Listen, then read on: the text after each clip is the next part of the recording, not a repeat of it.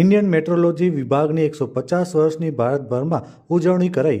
આ પ્રસંગે છેવાડાનો વિસ્તાર એવા અબડાસા તાલુકાના નલિયા ખાતે આવેલ હવામાન કચેરી ખાતે ઉજવણી કરાઈ હતી, જેમાં નલિયાના ગ્રામજનો અને હવામાન વિભાગના કર્મચારીઓ જોડાયા હતા। નલિયા કચેરીના સાયન્ટિફિક આસિસ્ટન્ટ ગૌરવ કુમારે જણાવ્યું હતું કે 15/1/2025ના ભારતીય હવામાન વિભાગને 150 વર્ષ પૂર્ણ થયા છે, જેની ઉજવણી દેશભરમાં કરવામાં આવી રહી છે અને હવામાન વિભાગ કઈ રીતે કાર્ય કરે છે તે જણાવ્યું હતું। નલિયામાં ગુજરાતમાં સૌથી વધારે નીચું તાપમાન નોંધાય છે, જેના કારણો પણ જણાવ્યા હતા। રામજીભાઈ મેશ્વરીએ જણાવ્યું હતું કે છેલ્લા 25 વર્ષમાં સૌથી નીચું તાપમાન 8/2/2007ના 0.2 ડિગ્રી નોંધાયું હતું। હાલ આ મોસમનો સૌથી નીચું તાપમાન 3.4 ડિગ્રી નોંધાયું છે। હાલ પણ નલિયામાં સિંગલ ડિજિટમાં તાપમાન નોંધાય છે।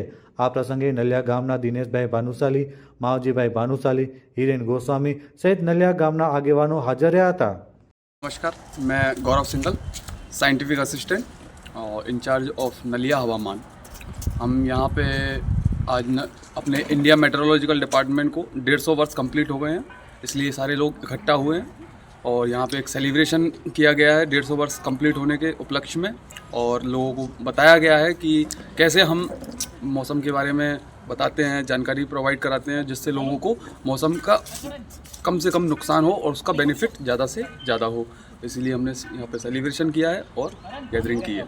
આજે અમારી ઓફિસને 150 વર્ષ પૂરા થયા છે, એની સેલિબ્રેશન વિશે આજે આપણે બધા અહીંયા એકઠા ભેગા થયા છીએ। સાથે આજે બધાએ વ્યવસ્થિત રીતે આપણે આનંદ માણ્યો અને લોકોને સમજાવવામાં આવ્યું કે મોસમ કેન્દ્ર કેવી રીતે કામ કરે છે, મોસમ કાર્યાલય, અને મોસમમાં શું શું કામગીરી આવે છે એ બધાને સમજાવવામાં આવ્યું।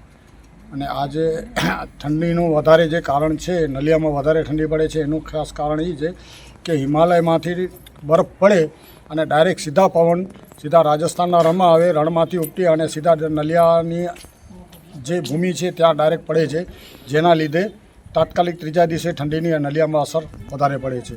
ને અત્યારે ન્યૂનતમ લઘુત્તમ તાપમાન અત્યારે થોડાક દિવસ પહેલાં 3.4 હતું અને લોએસ્ટ મિનિમમ છેલ્લા 30-40 વર્ષનું 8 ફેબ્રુઆરી 2007માં 0.2 ગયેલું છે। એ મેં પોતે મારા હાથે માપેલું છે।